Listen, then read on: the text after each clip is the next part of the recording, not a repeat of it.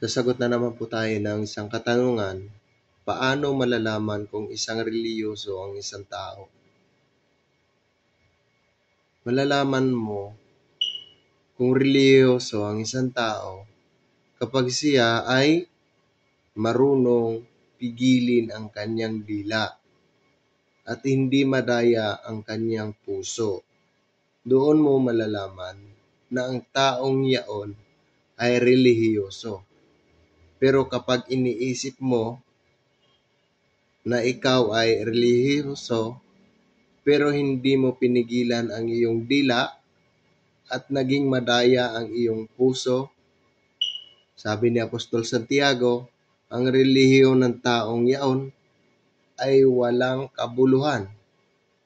Sabi ni Apostol Santiago, mababasa natin yan sa Santiago 1 verse 26.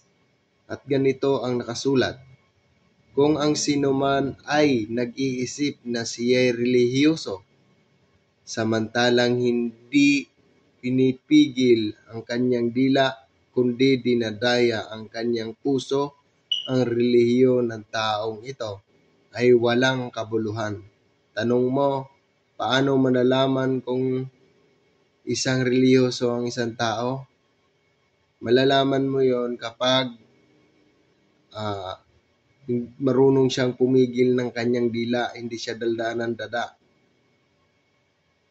Tapos yung kanyang puso hindi na dinadaya. Hanggang dito na lang. Ingat. Salamat.